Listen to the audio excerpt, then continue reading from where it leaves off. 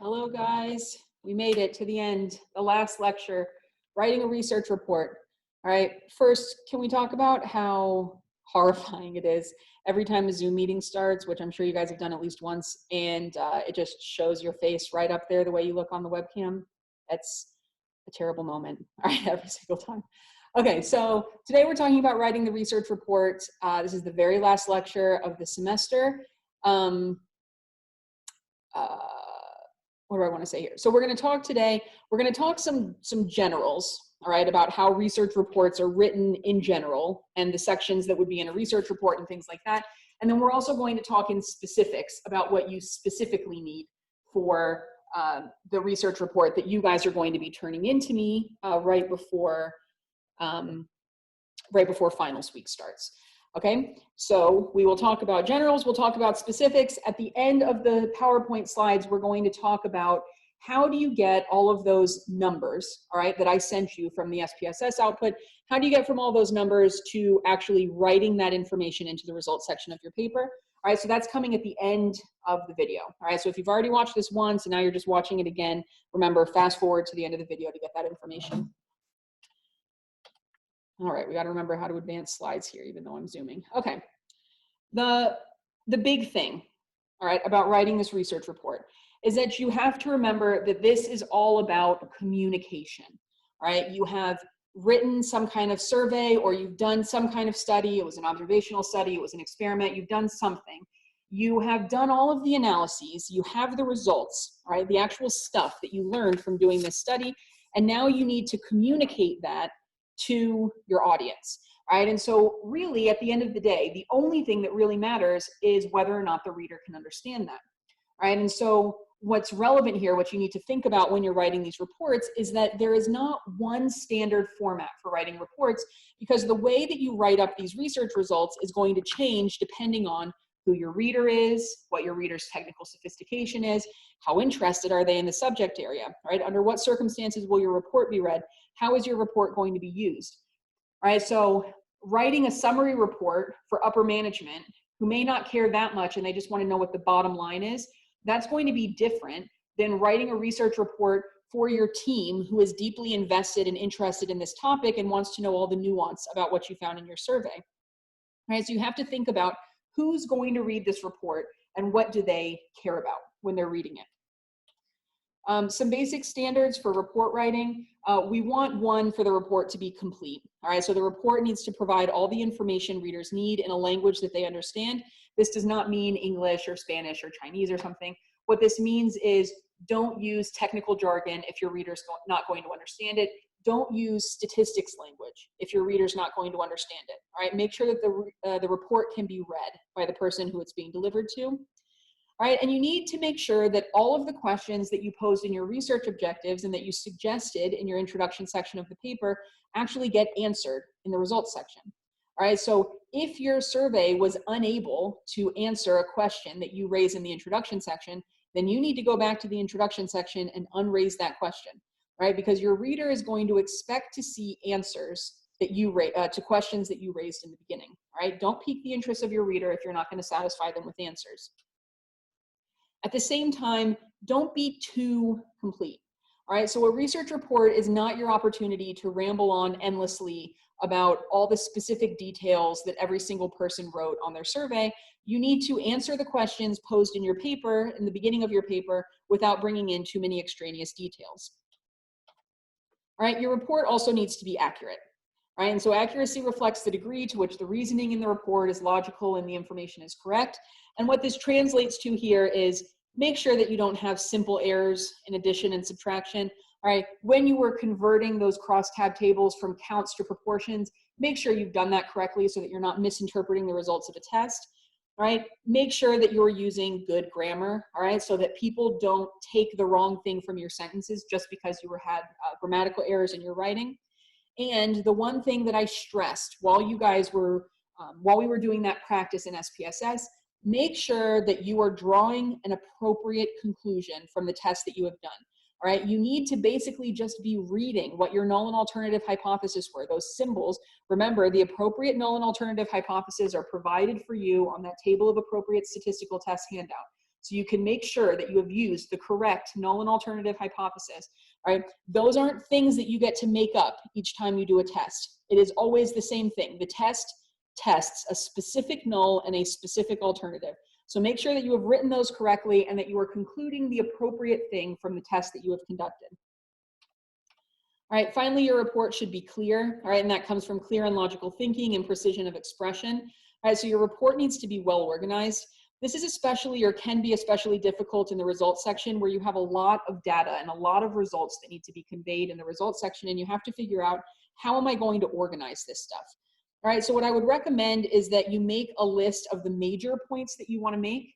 All right, put those major points in logical order. Like, this is what we learned about how often students are taking the drugs. This is what we learned about why they're taking the drugs. This is what we learned about who's taking the drugs. So you have these major points that you want to make, and then put the supporting details in position underneath those major points and talk about things in that order.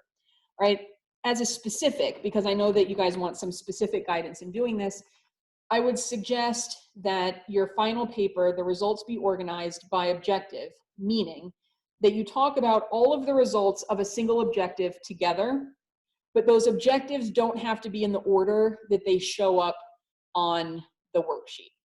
All right, so for example, on the data analysis plan, you know, the first 15 questions, I don't have the data analysis plan in front of me, so I don't know for sure, but the first 15 questions might be for objective 1, and then the next 10 questions are for objective 2. If you think that objective 2 makes sense to talk about first, then talk about the results of those 10 questions first, and then move on to the results that apply to the next objective that you think makes sense to talk about. So you can move the objectives around, but keep the questions beneath the objective together. All right, so you talk about all of objective 1, then all of objective 2 in whatever objective order you want. All right, when you're writing, you should use short paragraphs and short sentences. This is not a creative writing assignment. All right, so if you want to compare this paper to some paper that you've done in another class, this is going to be most similar to your lab write-ups in a biology class or a physics class. You are just writing, here's what we did, here's what we found. All right, there is no need for lots of additional language. All right, this is a technical report. You are just saying, here's the test that we did, here's the result that we found. All right, so make your wording precise and understandable. Don't use big words when little words adequately express your point. All right, additionally, I want to throw in here, you know, honestly, I don't know that anybody ever listens to me when I say this, but your first draft is not going to be good, period. It's not. This isn't a criticism of you and your ability as a writer. My first draft, I'm an amazing writer, obviously. That's why I'm here teaching you guys. All right, so even despite my amazing prowess at writing papers, my first drafts are horrible, all right, complete garbage. And so you need to give yourself time to revise your paper at least one time before you turn it in. All right, I always cite as an example because it's such an egregious example and because it includes someone that you guys know and everyone seems to love, Dr. Newman. I don't know why you guys love him. I'm just kidding. He and I wrote a paper together, all right? We did some research studies. We had to write the final paper. We revised that paper for like 3 years, all right? Before someone at the end said, this paper is good enough to publish, all right? 3 years of revisions. You guys obviously don't have time to do that much revision, but I do expect you to do at least one revision, all right? Just write the paper, close Microsoft Word, go to sleep, wake up in the morning, open it again, and read through it again with fresh eyes. The problem with writing, and I said this to you guys when you turn in your first paper, is that once you have written and read the same thing so many times, your brain stops reading the actual words on the paper, and it starts plugging in words that it expects to see, even if those words aren't actually there. So you can miss grammatical errors and things like that because your brain is reading something that's not on the page. All right, so give your brain some time to turn off and forget what you've written, and then come back later and read it again with fresh eyes and a fresh brain, right? And make sure that there are no grammatical errors. Make sure that the transitions between paragraphs make sense, all right? Make sure that the results make sense, all right, as you're reading them. Give yourself time to revise, at least one time. All right, what's gonna be in this research report? These are the sections of a typical research report. In almost all cases, this is what I want to be in your final report. All right, almost all this stuff on this page. All right, so you have a title page, your executive summary, the introduction, summary of secondary research, discussion of research questions. You're going to have your methods, results, limitations, conclusions. We're going to go through each of these sections one at a time. Some of this stuff you've already written. All right, so you already have a title page, you already have your introduction, you already have your summary of secondary research. Because I get so many questions about this specific thing, the introduction just refers to the paragraph that opens up the paper for your background research. All right, so that's all I mean by introduction. It's just that paragraph that says, here's our topic. This is what we're going to talk about in this paper. All right, and then you go on talking about the secondary research that you did. All right, so all of that background research, you've already written that. All right, then in the next section, well, let me just move away from this slide because we're going to talk about each section separately. And if I don't say it in a minute, I'll come back to this slide and let you know. Another frequent question that I get. Oh, I've messed it up. Okay, on the title page, you should have the title that you have given your report. If we were in the outside world, the second line here would be the name of the organization, department, or person for whom the report is being written. You can write my name, right? So this is being written for me. Then you write the name of the organization, department, or person who has written this report and is submitting it. And then you provide the date that this report is being submitted on. The executive summary. This is the first new thing that you guys have to write. The executive summary goes on its own page. It is the second sheet of paper, all right, in your paper. You guys won't be printing this, so this should be page 2 of the document that you submit to me online. All right, so it is the second page on its own page. Even if it does not fill the entire page, you put a page break at the end of this executive summary before you continue on the next page. In the executive summary, in the real world, right, but not in this class, the executive summary is often the most important part of the research report because oftentimes it is the only thing that gets read. All right, so it is called an executive summary so that executives who do not have a lot of time to read your entire report, which could be 30, 40, 600 pages long, right? They don't have time to read that entire thing, right? And so they're going to read the executive summary. What are the highlights of this paper? All right, and so in this executive summary, you should include what you would want to communicate about your project if you had only 60 seconds to tell someone. All right, so imagine you enter an elevator with the executive that you're sending this paper to, and they ask you what's going to be in this report. What would you tell them in those 60 seconds? What I'm looking for in this executive summary, all right, and what you'll see here is that you have sections, each major section of the paper being summarized. All right, so this is a brief overview of your background research. All right, what were the specific research problems or hypotheses guiding your research? All right, why was this study done? First line. Then you're going to talk, this is the methods section, brief statement about how the data were collected, including response rates. Then after that, you have a summary of the results section. What are the most important results from the study? This can be bulleted. Students always ask, well, what are the most important results? I don't know, that's your judgment call. What do you think is the most interesting or the most meaningful results that you found in this study? And then, so important, and students always leave this out, and it's a thing that you guys are going to be dinged for in your grade if this is left out. This could be the only thing that the reader reads, all right? And what the reader wants to know is not just what did you find, but how am I going to use that information? All right, and so in the end of your executive summary, you need to provide some recommendations. This is going to be its own section at the end of the paper, but you should summarize those recommendations here. How should the reader use this information to help their decision-making in the future? All right, and those recommendations have to be there in the executive summary, because if an executive gets to the end of this study and sees the results from the study, but not any suggestions for how to implement those results, the executive's going to be like, what was the point of you doing this? All right, I haven't learned anything here.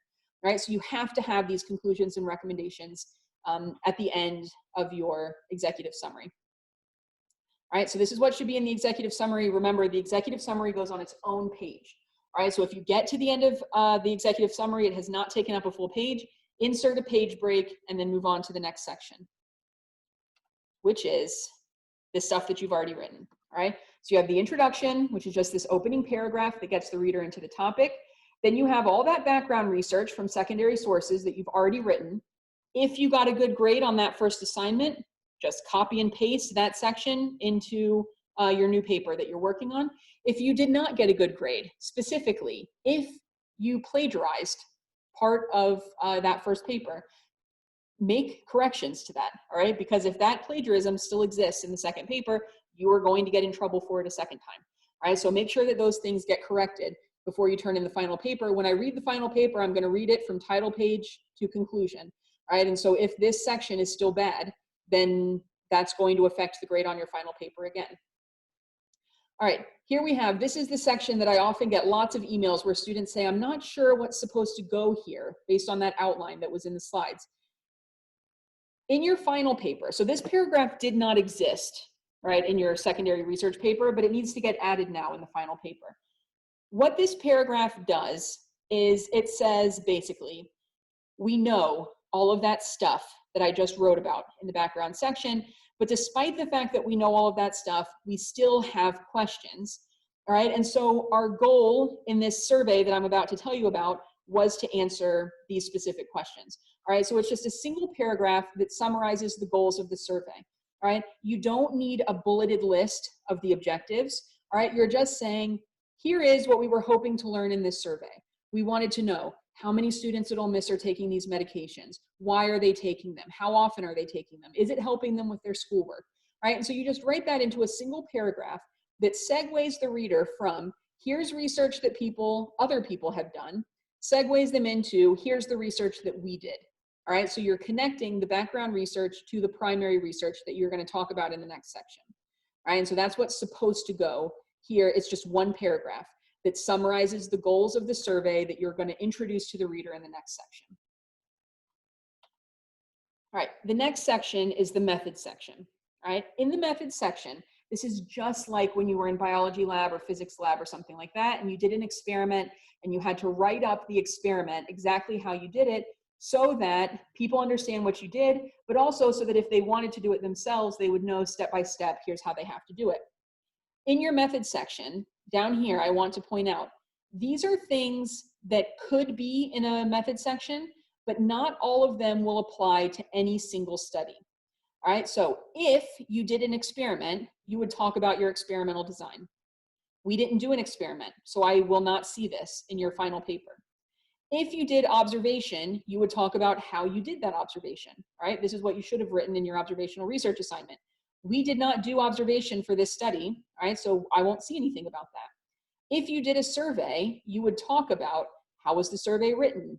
How were the surveys administered? All right, how did people get the survey to complete it? And then in addition to the actual how the study was done, you have to provide sampling information. All right, who was your population of interest? Did you have a sampling frame? If not, how did you ensure that people were in the population you were interested in? What type of sample did you draw? How big was your sample? All right, what was the total sample size? Typically, you would report what the response rate was. We cannot report the response rate, so I do not expect to see this in your paper. In order to calculate the response rate, you would have to know how many surveys were returned divided by how many surveys were sent. I don't know how many surveys you sent. You guys probably don't know how many surveys you sent. All right, so if you posted the link in some Facebook group or some group chat or something, you might not know how many people actually saw that link. And so we don't know how many surveys were actually sent out, so we can't calculate what our response rate is. But in a typical study, you would know how many people you contacted, and so you would be able to calculate the response rate. All right, after the method section comes the results. I'm going to gloss over the results a little bit here because at the end of this PowerPoint set, we're going to talk about getting the results from SPSS to English sentences. All right, but at this point, the results, this is probably going to be the bulk of the new work that you have to do on writing this final paper. It needs to address the research problems and have a logical structure, as we talked about a couple minutes ago. All right, importantly, and you guys won't be doing this semester anyway because you're not doing the SPSS work yourself, but you are not copying and pasting output from SPSS. You are not writing things like the p-value was 0.05, so we reject the null and then move on to the next question. All right, you have to write in plain English, what did this analysis tell me? All right, so a common structure is to organize the results by research problem or objective. So talk about all the results from objective 1, then all the results from objective 2, etc. You do not have to have any tables or charts. but I want to point out here that if you decide to make a table or a pie chart or a bar chart or something like that, you are more than welcome to do that if you decide to include one in your paper. However, tables and charts do not replace text, right? So you can't just put the result in a bar graph and then not talk about it, in English in the paper, right? So the two complement each other. You write some results and then you can say, for details, see figure 1, which is the chart that contains this information. All right, the next section, the next new thing that you guys have to write are conclusions and recommendations. This section, this conclusions and recommendations section at the end of the paper actually has 3 subsections. And to be honest, I'm not sure what order they're going to come up on in these slides, but I'll clarify it in just a second for you.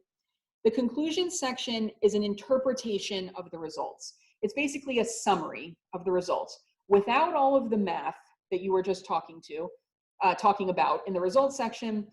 What can you conclude from the results that you found? All right, and so there should be a conclusion for each research problem or objective that motivated the study. For example, you will present a bunch of analyses looking at the types of students who are more or less likely to take these ADHD medications. In the conclusion section, you're going to say, overall, what did you find there? All right, so if your grandma, who does not care about the statistics part, just asked you, what kinds of students at Ole Miss are more likely to be taking these, what would you say to her? All right, so one summative concluding statement about all of the results that you found from that objective in the paper. All right, if your research did not gather enough or enough appropriate data to answer a research objective, then you need to make that clear as well in the limitations section, which we're going to talk about in just a second. All right, so the limitations come after the conclusions. Okay, so it looks like I did an okay job. I must have gone back and fixed these PowerPoint slides. All right, so you have your conclusions where you summarize the results for each objective. You have a conclusion statement or a couple of sentences for each objective. Then you have the limitations. In the limitations section, you are telling the reader, here are things about the study that were not perfect. And because these things about the study were not perfect, they limit my ability to draw conclusions. All right, that's why they're called limitations. They are things that limit your confidence in the data that you have collected. These could be things like things about the sample that were not perfect. All right, so I'm sort of giving it away here, what I'm looking for in the paper in this specific area, but we had a convenient sample, which means that our sample was probably not, I haven't seen the data yet at the moment that I'm recording this video, but our sample was probably not representative of the student body. And so as a result, we can't be perfectly confident that our inferences are correct, because the inferences that we make are based on, we can only be as confident in our inferences as we are confident in our data. And if our data is coming from a non-representative sample, that could create a problem. You could also have limitations with the survey itself. All right, did it seem like people got confused by a question? Did you forget to ask a question? Was the survey too long and so you had a lot of people drop out of the survey, all right, et cetera. Anything with the survey that you think affected the data. And then there could also be some third-party variables. I don't have an example here. These third-party variables would be things that affected your ability to collect this data that maybe were not under your control. For example, there is a virus. I don't know if you guys have heard about it, but let's just say, hypothetically, there was a virus and everybody was forced to stay inside and everybody was forced to do schoolwork in a way that they didn't used to do schoolwork. Maybe that affected how often people were taking ADHD medications. People also were not able to, or were not supposed to have contact with people outside of the primary family members that they live with. And so if they don't have a valid prescription for ADHD medication, maybe they couldn't see the person that they typically get it from. And that affected their ability to take ADHD medication. All right, so our answers to this survey that we see are going to be affected by whether people tell you about what they did before this world that we're living in now happened, or if they're talking about right now, how often do they take this ADHD medication, which could be less if they don't have access to a medication that they don't have a prescription for. This is a third-party variable. You guys could not control the spread of this virus. If you could have, I would have hoped that you would have stopped it so we wouldn't have to be doing this, right? But you don't have control of that, all right? So it's a thing that happened that you had no control over that could have affected the answers, and it reduces your confidence in the accuracy of the data, right? Because maybe if we had done this same survey last semester, we would have found a different answer, right? When this other thing was not happening last semester. All right, so those are limitations, things that limit your ability to draw conclusions. In the recommendation section, all right, which is the final section of the paper, these are suggestions of appropriate future action that management should take. All right, so I want to go first to this orange part down here. What's supposed to happen in this recommendation section is, now that someone has the results of your survey and they have answers to the research questions that you pose, what should they do with that information? How can they use that information to help them make better decisions in the future?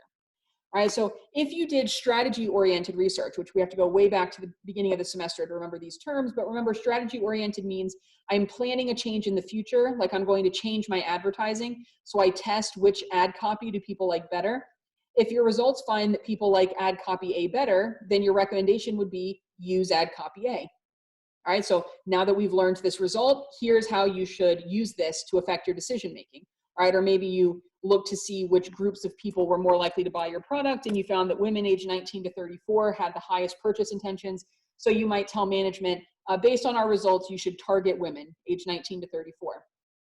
You guys did discovery-oriented research, which is where there's no plan change. You're just looking for information about a phenomenon that's occurring out in the world. And so here it's a little bit trickier because there's not a clear single recommendation that should be made. So what you should ask yourself is, now that the manager knows this information, how should they use it? Our research topic doesn't exactly have a manager, so you should ask yourself, now that students know this information, or if parents knew this information, or if university administration knew this information, or if pharmaceutical manufacturers or doctors writing these prescriptions knew this information, how should they use this information to make decisions in the future? All right, so how might they change their behavior in the future based on the results of your study? All right, those are recommendations. Importantly, all right, what I often see from not often, what I sometimes see in student groups, and this is not what you're supposed to do, this is not the place where you make suggestions to future researchers on how to fix the study. Right? And so I think that what happens is students write in the limitations. We had a convenience sample, and that's a limitation. And so then in the recommendations, they say, if you do this study again, you should use a random sample. The recommendation section is not being written to researchers as the audience. The audience for the recommendation section is, in our case, students who are deciding whether or not to use these drugs, or when or how much to use these drugs, parents who maybe should be looking out to see if their children are using them, doctors who are writing the prescriptions, university administrators whose job it is to make sure that generally there's good information available to students to help them with their decision making. That's the audience here. What should people do with this information, your conclusions, to help them make better choices in the realm of using ADHD medications or prescribing ADHD medications in the future? All right, that's what goes in the recommendation section. All right, and that's what is so important to include in the executive summary at the beginning of your paper. Okay, so limitations, what are the bad things about the study? Recommendations, how can you use the conclusions that we're drawing to make better decisions about ADHD medication in the future? All right, two different sections of the paper.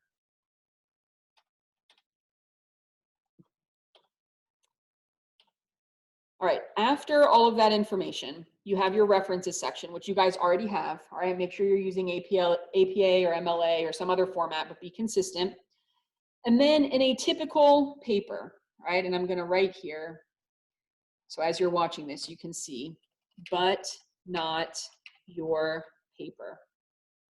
You would have an appendices section.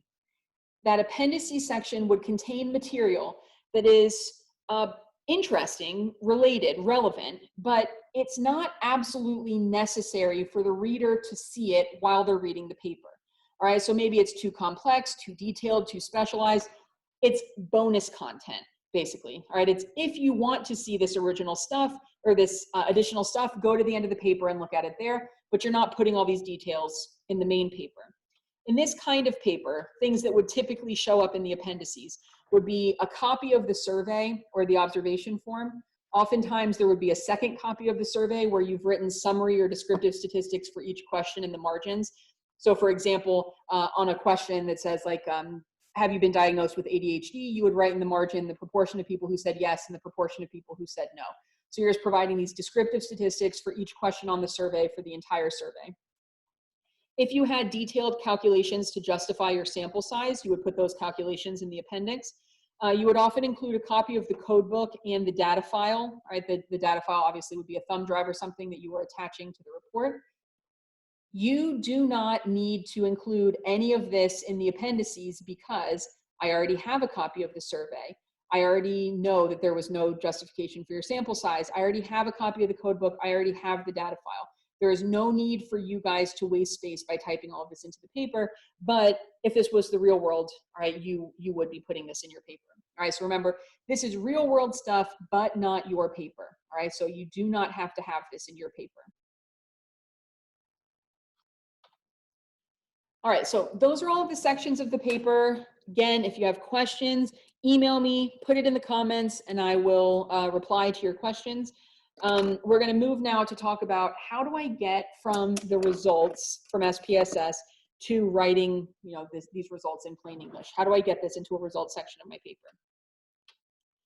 All right, in grad school, when they teach us, so grad school is basically just this class over and over and over again. Right? And so in grad school, they teach us that it's helpful to think of doing research and writing research papers as writing stories. Right? It's not a statistics project that you're working on, you're telling a story. In this case, we're telling a story about ADHD use on Ole Miss's campus. In the introduction and all that background research you did, you hopefully gave me some interesting background information that made me really excited to learn the answers to your research objectives. All right, so basically you set up a cliffhanger. You said, here's what we've learned about ADHD use on other campuses. And now we're going to study that at Ole Miss's campus. And specifically, we have some questions like, what kind of drugs are they using? When are they using them? Why are they using them? Who's using them?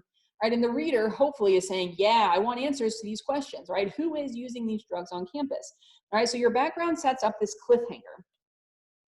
Then in the methods section, you're just telling people that's a statistics project, right? You're just telling people, here's how we got the data that we got. But now in the results section, you're resolving the suspense, right? You found some cool stuff. Tell me about it. Tell the reader about the cool information that you found, right? And so if you think about writing the results as a narrative, all right, you're writing a story about how these drugs are being used on this campus, I think that will help you with determining the order to write your results in. All right, so this should not take a journalistic style, all right? You're not writing this for a magazine or for a newspaper. But you can think about it in a similar way as if you were telling someone a story about how students at Ole Miss use these ADHD medications, what order would it make sense to tell that story in? All right, and then think about that order when you're organizing your results. All right, this could be helpful. I don't know who lives in your house that you're staying at, but one thing that I tell students here and grad students is imagine that you're verbally telling your grandma about what you found in your research. All right, so you're having dinner, you're talking to your grandma on the phone, and she says, tell me about what you're doing at school. And you say, well, in my favorite class, marketing research, we are studying ADHD medication use among students on campus. And she knows what that means and says, wow, that's awesome. Tell me what you found. You would never say to your grandma, well, for objective 1, we did a one-way t-test and we found that t equals 2.45 and p equals 0.03. And so we rejected the null. Nobody would understand that.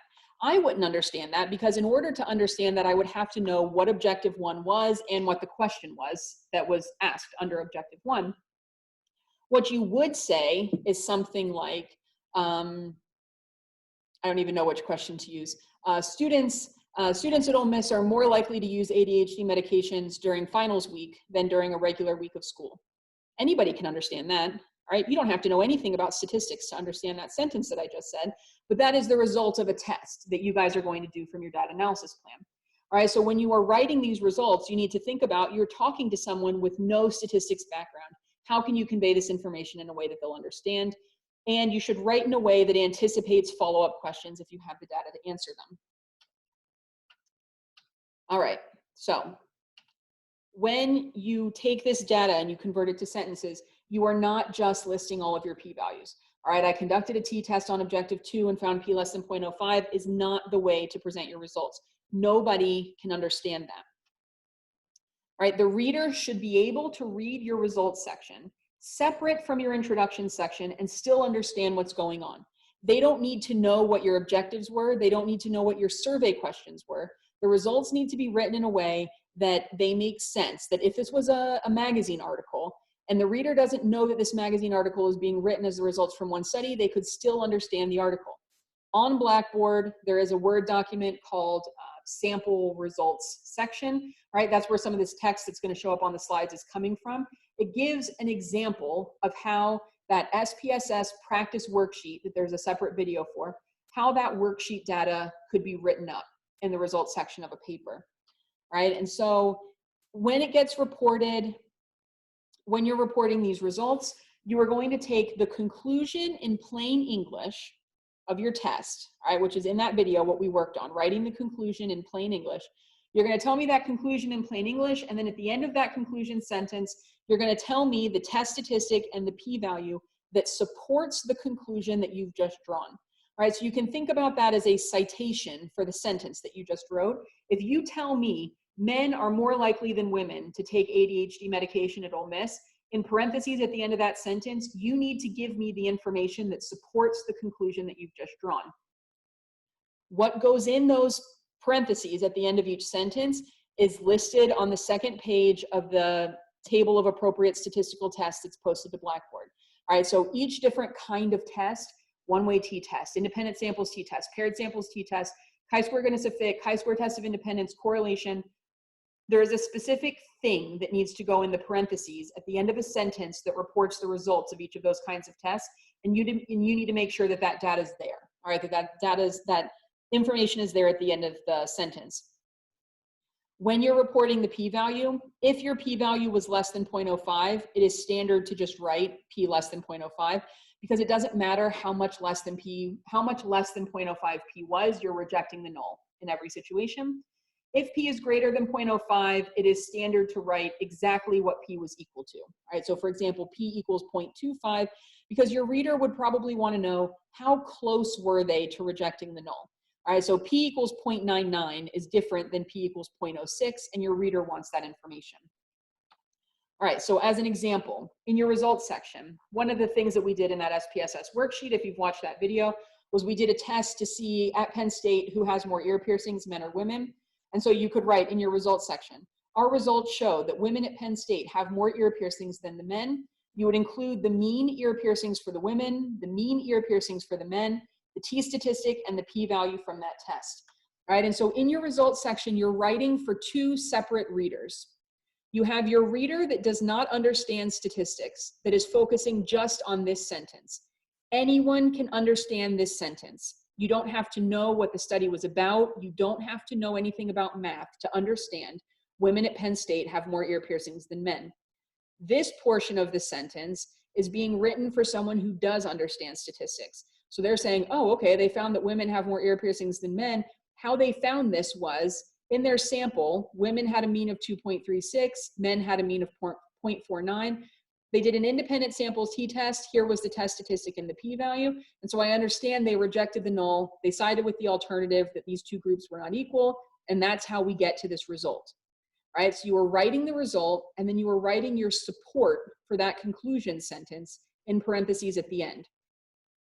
The reader has no reason to accept without evidence results that are in your paper. Right? This is a check on you as the researcher. You can't just write whatever you want. All right, this study found whatever I wanted it to find.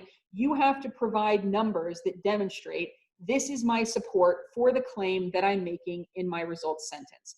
All right, and that's why these numbers go here in the parentheses at the end of the sentence. So every time you report a result, right, every time you report the results of one of the tests from your data analysis plan in your results section, you are going to write these parentheses at the end.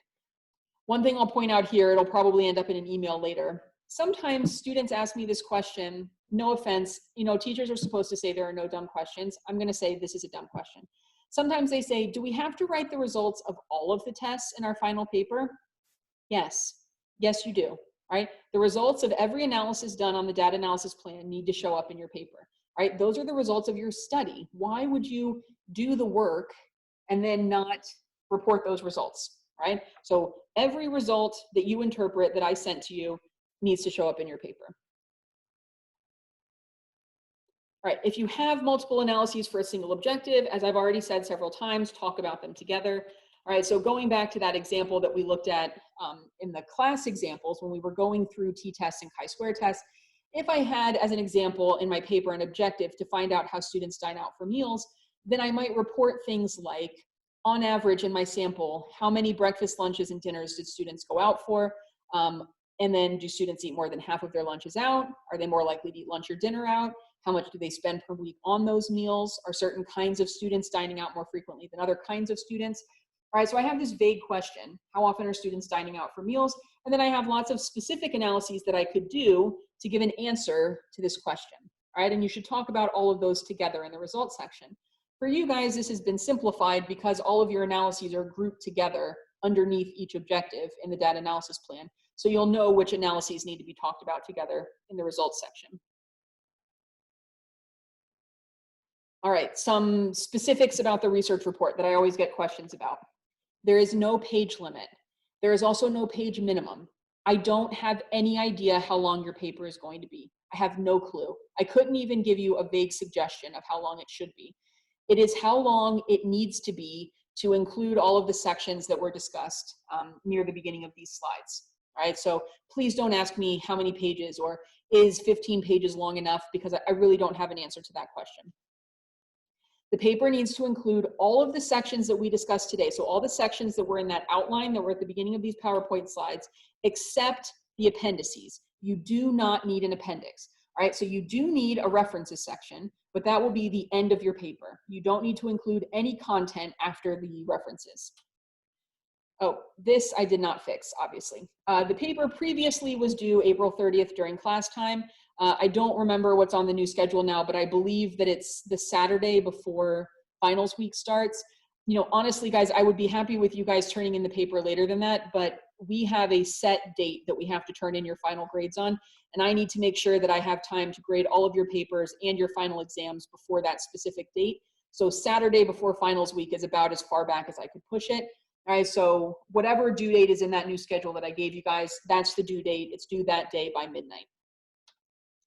Please ask questions about your research paper, about interpreting the analyses, about anything early. All right, I have tried to simplify the project.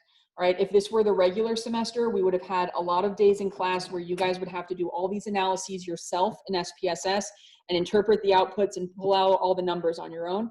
I've tried to simplify this by doing all of the analysis for you and sending you the results and having you interpret the results.